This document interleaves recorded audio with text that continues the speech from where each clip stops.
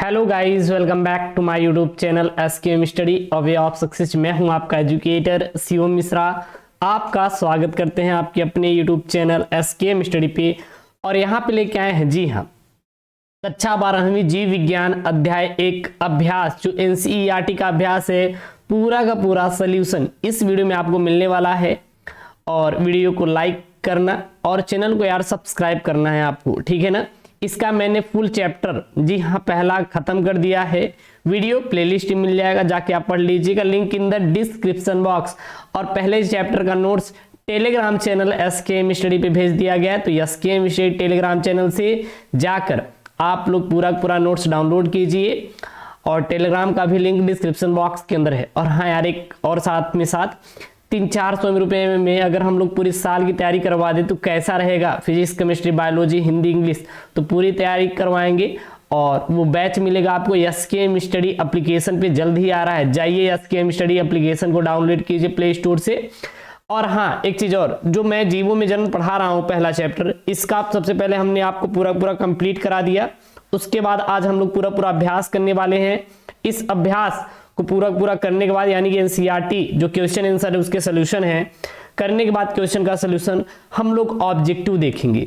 उसके बाद अति लघुत्तरी, लघुत्तरी, निश्चित उत्तरी, फिर उसके बाद दीर्घ उत्तरी, जितने भी आपके प्रश्न पूछे गए थे बोर्ड परीक्षा में, हर एक प्रश्नों को सॉल्व करने वाले हैं, और वो भी बेहतरीन से बेहतरीन तरीके में, ठीक है ना।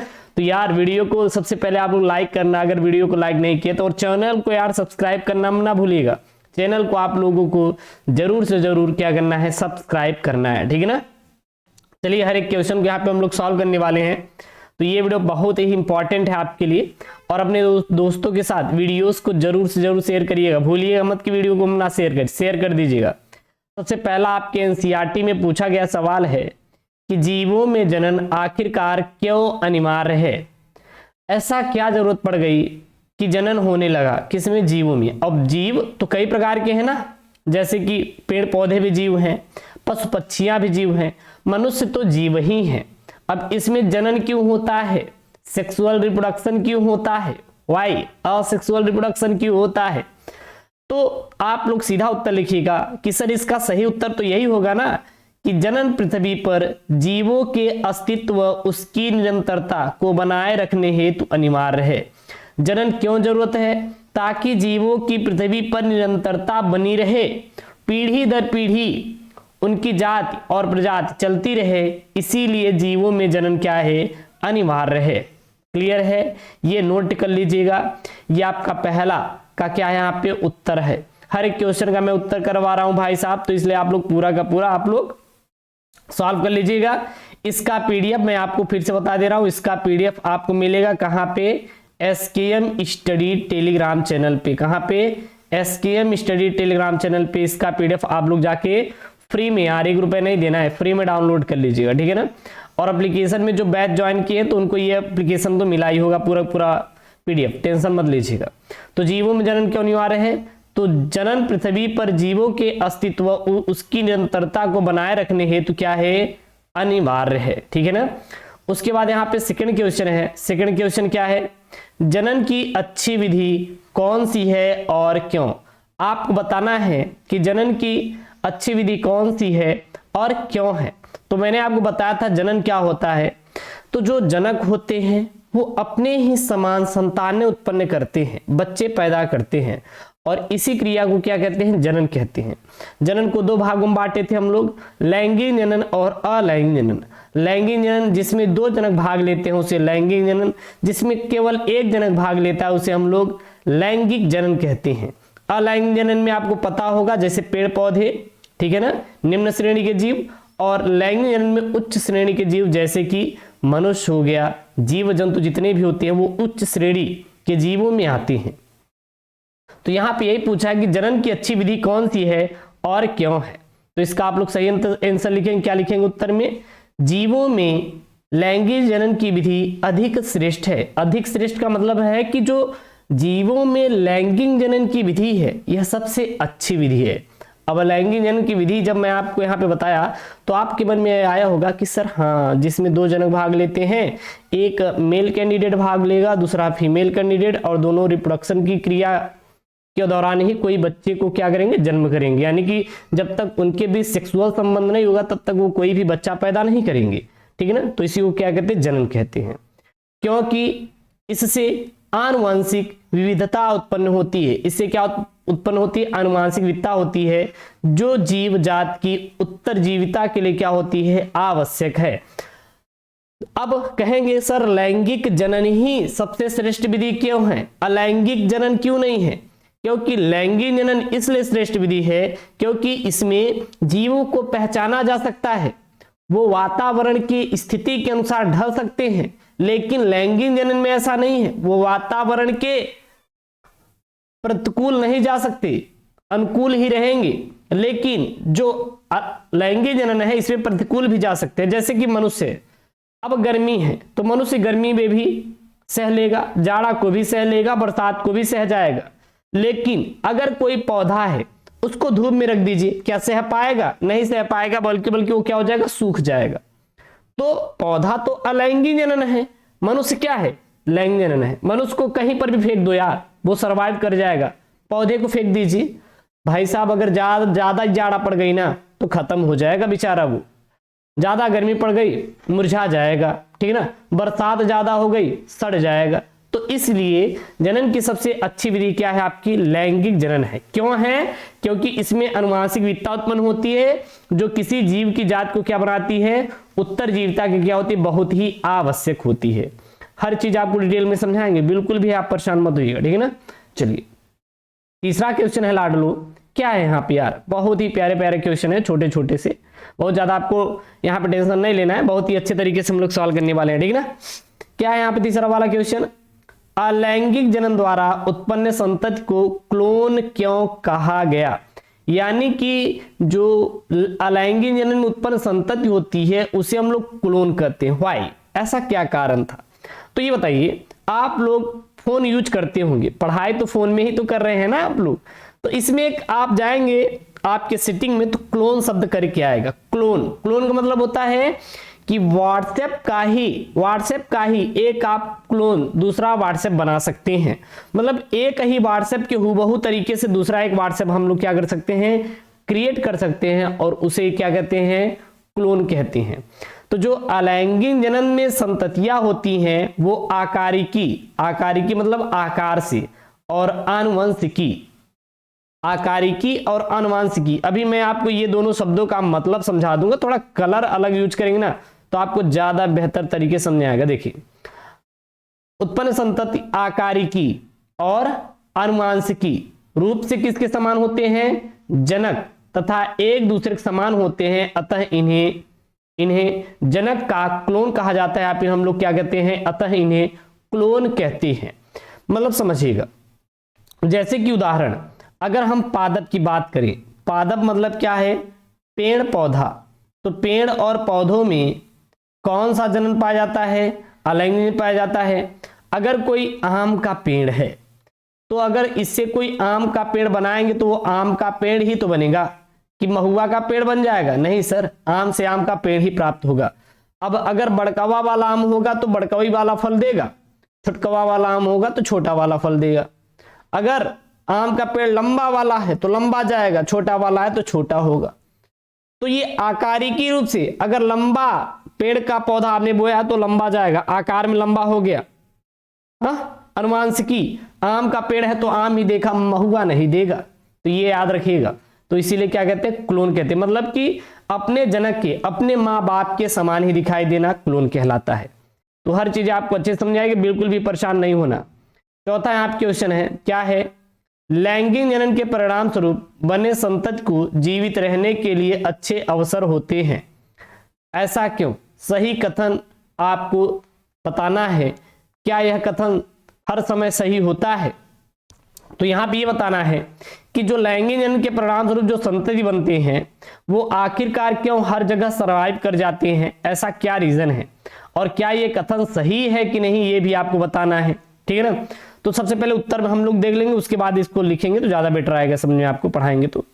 लैंगिक जनन द्वारा उत्पन्न संतति अपने वातावरण में अधिक सफलतापूर्वक जीवन व्यतीत कर सकती हैं। इसमें पाई जाने वाली लाभदायक विभिन्नताएं पीढ़ी दर पीढ़ी वंशागति होकर जैव विकास में सहायक होती है। प्रकृति केवल योग्य अनुकूल विभिन्नताओं वाले जीवों का चयन करती है। इन्हें जीवित रहने के अच्छे अवसर प्राप्त होते हैं। लैंगिक जनन द्वारा उत्पन्न अयोग्य या वातावरण से अनुकूल नहीं कर पाने वाले जीवधारी नष्ट होते रहते हैं। मतलब समझिए कि जो यहाँ पे बताया जा रहा है कि लैंगिक जनन द्वारा उत्पन्न संतानें क्या जीवित रह सकते हैं किसी भी परिस्थिति में? तो बिल्कुल जी हाँ, लैंगिक जनन द्वारा जो संतान उत्पन्न होती है वो किसी भी परिस्थिति में रह सकती है। क्यों? इसलिए रह सकती है, पहली बात तो इसमें विभिन्नता पाई जाती है। विभिन्नता के कारण ये अपनी पीढ़ी दर पीढ़ी वंशागति होती रहती है और इसमें अनुकूल विभिन्नताओं में जीवों का चयन भी हम लोग कर सकते हैं। मतलब आप देखते होंगे अगर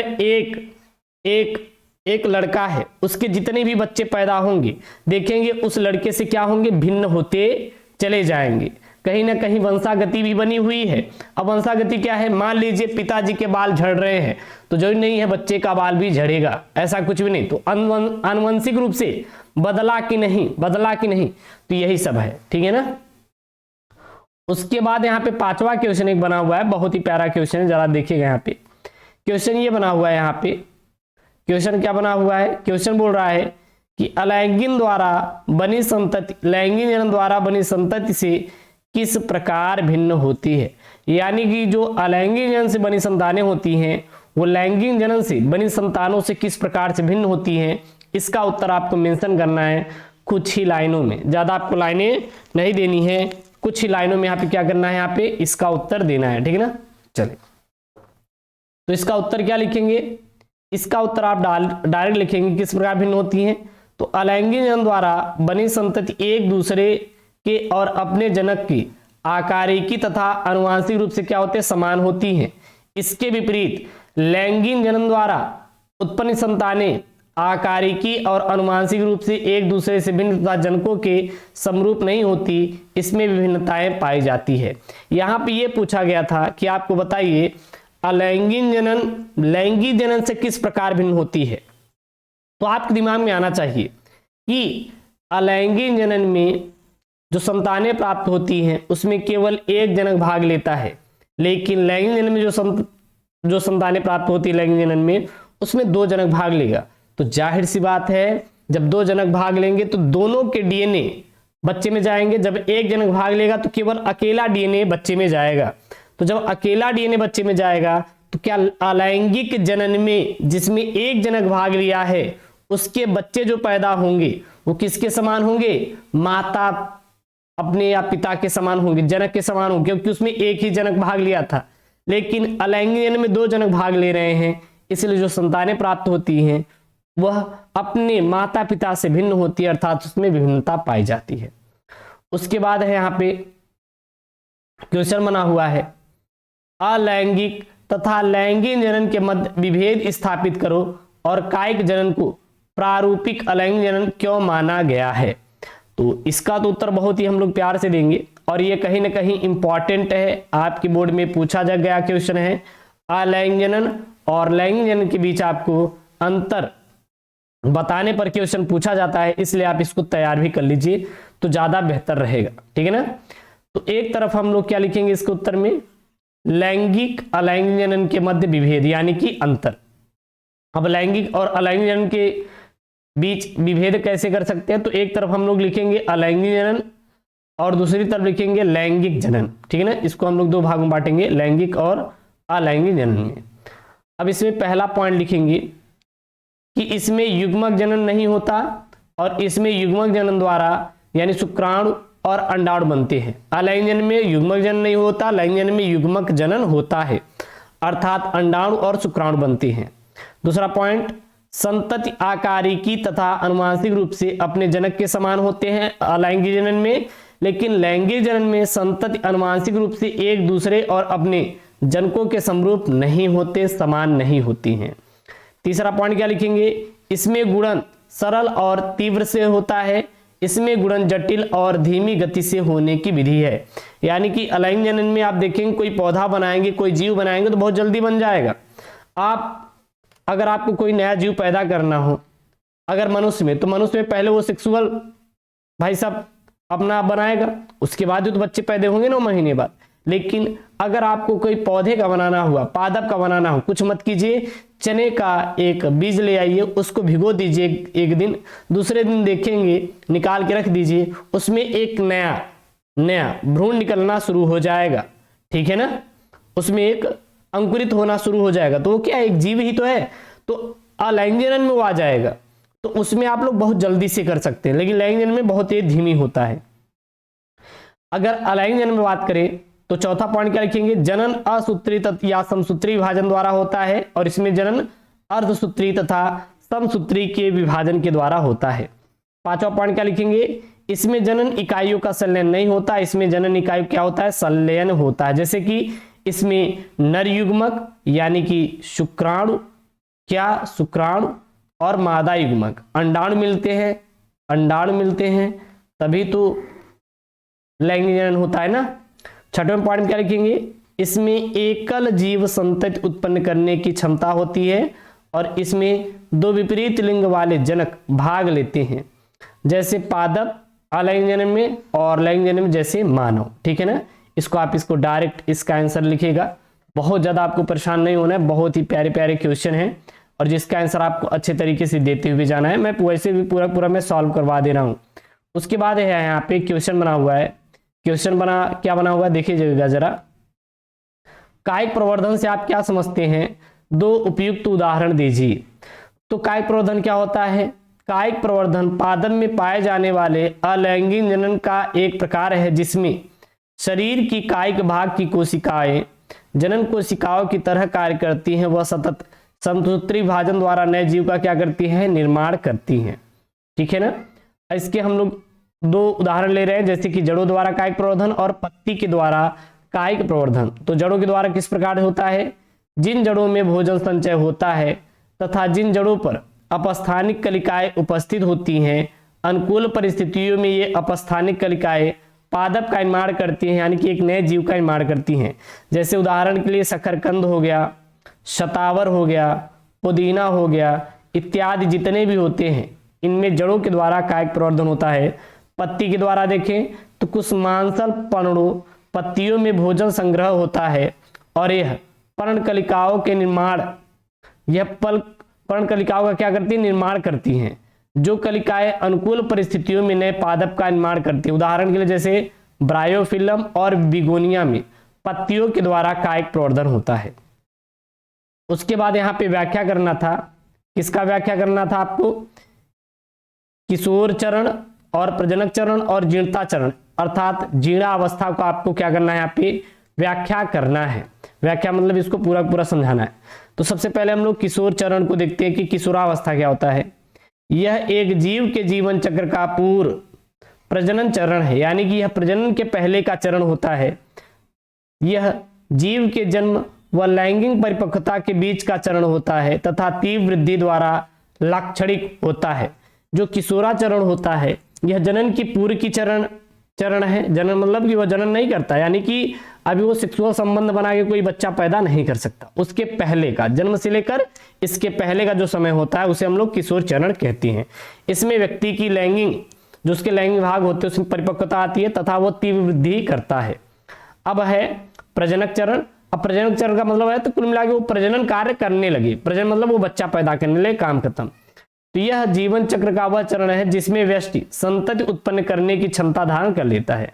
जीर्णावस्था मतलब प्रजनन, जो प्रजनन उसमें होता है वो समाप्त हो जाता है और वो अब घटना शुरू कर दे, यानी मृत्यु तक वो पहुंचने लगता है। तो इसमें क्या लिखेंगे, यह जीवन चक्र का पश्च प्रजनन चरण है, यानी कि प्रजनन अवस्था के बाद का चरण है, जो उपापचय क्रियाओं के धीमा होने व देह भागों की संरचना व कार्य के मंद नष्ट होने द्वारा लाक्षणिक होता है। इसे वृद्धावस्था भी हम लोग कहते हैं। उसके बाद 9वां यहाँ पे क्वेश्चन है, बहुत ही प्यारा क्वेश्चन देखिएगा। 9वां क्वेश्चन बोल क्या रहा है उसको यहाँ पे पहले देखेंगे, हम लोग समझेंगे। 9वां क्वेश्चन यहाँ पे कह रहा है, आपको क्या कह रहा है, अपनी जटिलता के बावजूद बड़े जीव में लैंगिक जनन पाया जाता है, ऐसा क्यों? यानी कि इतनी जटिलता है, लेकिन तब भी जो बड़े जीव होते हैं उसमें क्या पाया जाता है? उसमें लैंगिक जनन पाया जाता है, लैंगिक प्रजनन पाया जाता है। ऐसा क्या रीजन है यार? आपको बताना है, बहुत ही सिंपल एक आपको आंसर देकर। तो इसका आंसर सीधा लिखेंगे, लैंगिक प्रजनन से प्राप्त संतति अपने जनकों के समरूप नहीं होती। ठीक है ना? इनमें विभिन्नताएं पाई जाती है। इन विभिन्नताओं के कारण जीवधारी स्वयं को अपने वातावरण से अनुकूलित किए रहते हैं। विभिन्नताओं के कारण जैव विकास होता है। अतः लैंगिक जनन जीवों को प्रतिकूल परिस्थितियों में जीवित रहने में क्या होता है? सहायक होता है। यही कारण है कि बड़े जीवधारियों ने अपने जटिलता के बावजूद लैंगिक प्रजनन को अपनाया है। उसके बाद प्रश्न नंबर 10 यहाँ पे बोल रहा है, क्या बोल रहा है?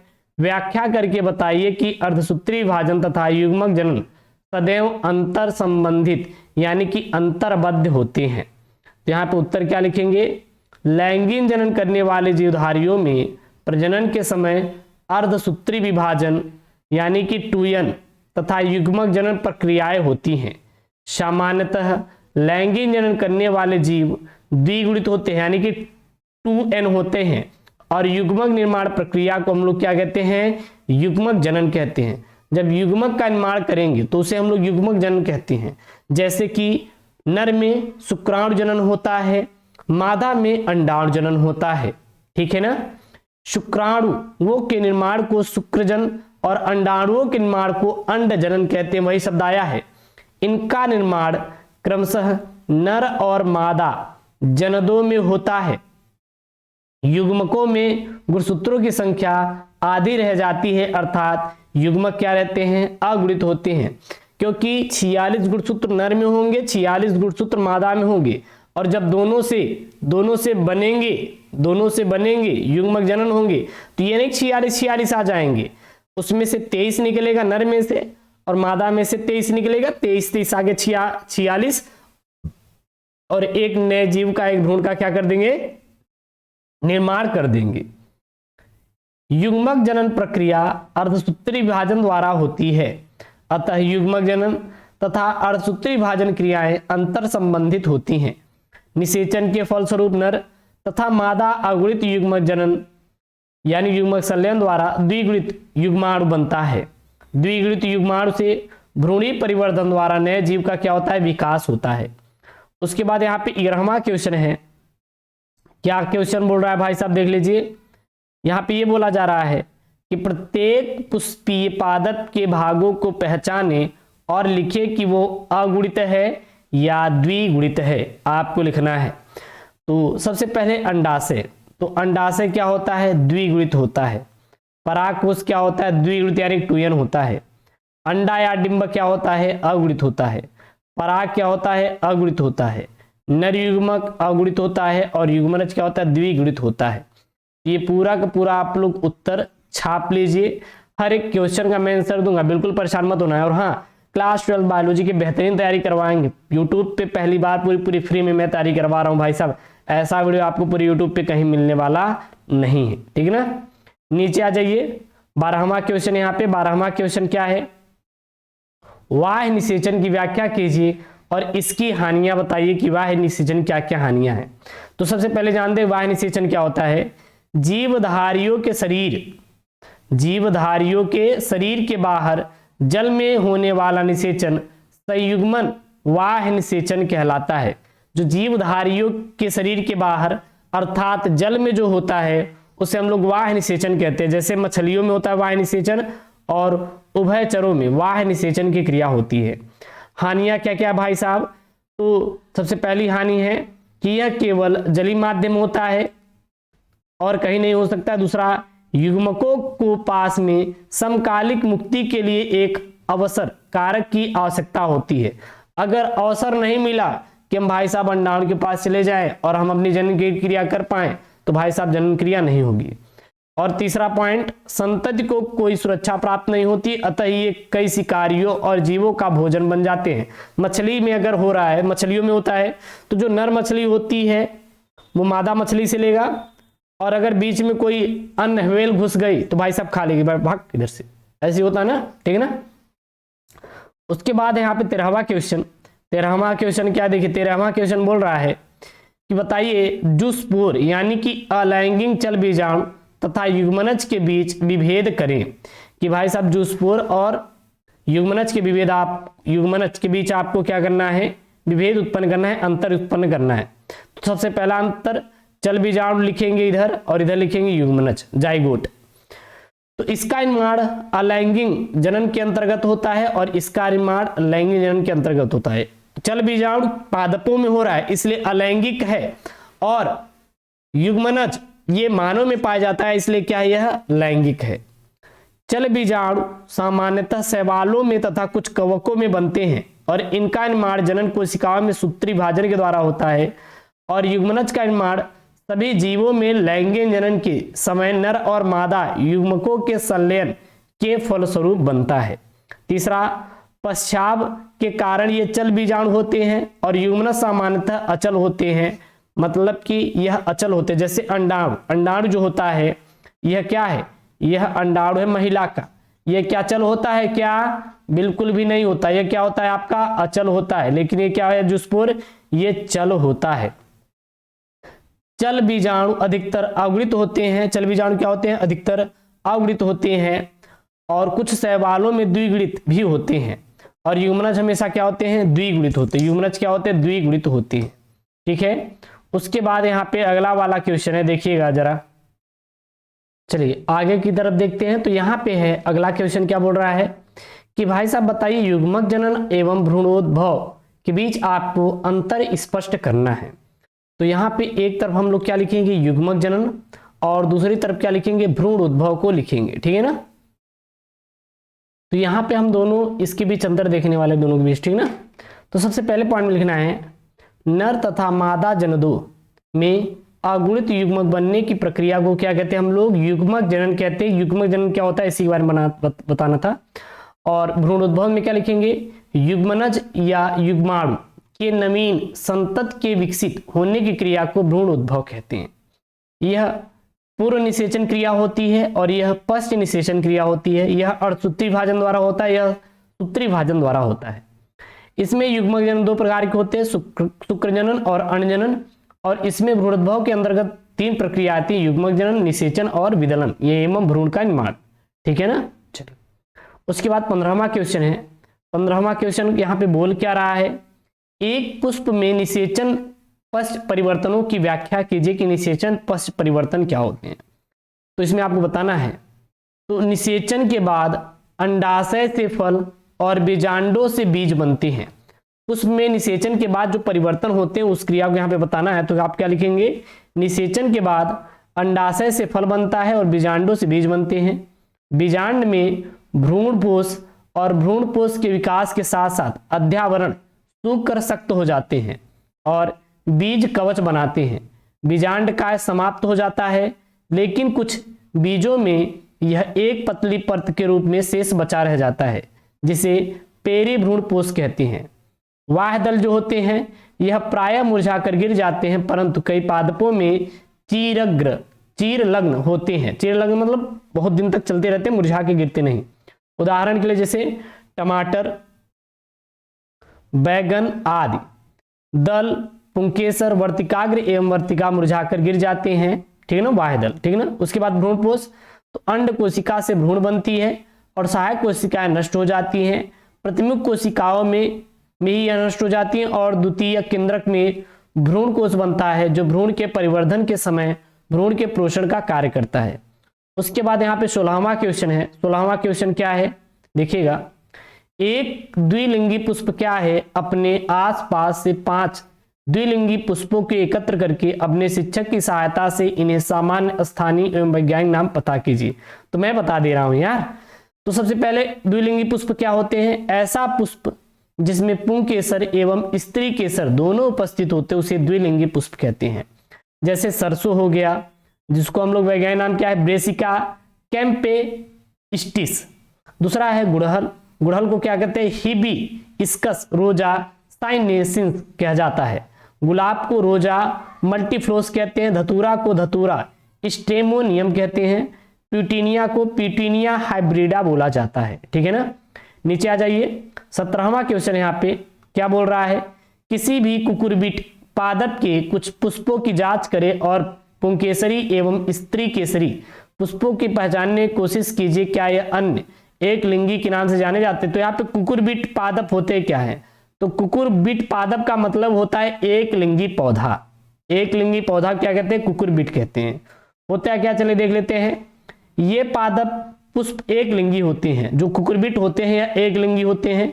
ऐसे पुष्प जिसमें केवल नर जननांग अर्थात पुंकेसर पाए जाते हैं, मादा जननांग नहीं पाया जाता, उसे पुंकेसरी पुष्प कहते हैं। जिसमें केवल नर जननांग पाया जाता है अर्थात पुंकेसर पाया जाता है, मादा जननांग नहीं पाया जाता, उसे पुंकेसरी कहते हैं। और ऐसे पुष्प जिसमें केवल मादा जननांग पाया जाता है अर्थात स्त्री केसर पाया जाता है और नर जननांग नहीं पाया जाता, उसे हम लोग क्या कहते हैं, स्त्री केसरी पुष्प कहते हैं। एक लिंगी पुष्प यानी कुकुरबिट के उदाहरण क्या हो जाएंगे, पपीता हो गया, मक्का हो गया, खीरा हो गया इत्यादि हो गया।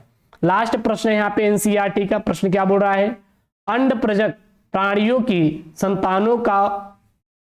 संतानों का उत्तर जीवन यानी कि सर्वाइवल सजीव प्रजक प्राणियों की तुलना में अधिक जोखिम युक्त तो क्यों होता है, व्याख्या कीजिए। यानी जो अंड प्रजक प्राणी होते हैं उनकी जो संतानें होती हैं वो सजीव प्रजक प्राणियों की तुलना में उनका अधिक जोखिम युक्त क्यों होता है, आपको व्याख्या करना है। तो उत्तर क्या लिखेंगे, अंड प्रजक प्राणियों की संतानें मादा शरीर के बाहर कैलकेरिस कवच के अंदर विकसित होती हैं और सजीव प्रजक प्राणियों की संतानें मादा शरीर के अंदर विकसित होती हैं। अर्थात ये पर्याप्त विकास के लिए सुनिश्चित अविच्छित पोषण के साथ साथ परभक्षियों से अधिक सुरक्षित होती है। यानी जो सजीव प्रजक प्राणी के अंदर जो बच्चे बनते हैं वो पेट में बनते हैं, आप देखे होंगे, लेकिन अंड प्रजक वो अंडा देती हैं और फिर वो अंडा से कोई नए जीव का निर्माण होता है। तो अब अंडा सुरक्षित है जो बाहर है या जो पेट के अंदर है, तो भाई साहब जो पेट के अंदर है वो सुरक्षित है, ठीक है ना। और अंड प्रजक प्राणियों में ऐसा नहीं होता, अतः इसमें संतानों का वातावरण एवं परभक्षियों की से यह कम सुरक्षित होती हैं। तो यहाँ पे मैंने पूरा का पूरा एनसीईआरटी का, जी हाँ एनसीईआरटी का बुक सॉल्यूशन अभ्यास को मैंने यहाँ पे सॉल्व किया है। इसका पहला चैप्टर पूरा मैंने पढ़ा दिया है विद नोट्स, और इन सब को आप फ्री में पीडीएफ जाके टेलीग्राम चैनल एसकेएम स्टडी से डाउनलोड कर सकते हैं। और एसकेएम स्टडी का जो लिंक है वो डिस्क्रिप्शन बॉक्स की क्या है अंदर दिया गया है, जाकर आप लोग ज्वाइन कर लें, ठीक है ना। और हाँ, एसकेएम स्टडी प्ले स्टोर से एसकेएम स्टडी को जरूर आप लोग डाउनलोड कीजिए। तो यहाँ पे मैं पूरा जीवों में जनन का अभ्यास पूरा सॉल्व करा दिया है। अब हम लोग ऑब्जेक्टिव देखेंगे, उसके बाद अति लघुत्तरी उत्तरी एक वीडियो में करके मैं पूरा कवर करवा दूंगा। तो मिलते हैं नेक्स्ट वीडियो में। ओके दोस्तों, थैंक यू, जय हिंद।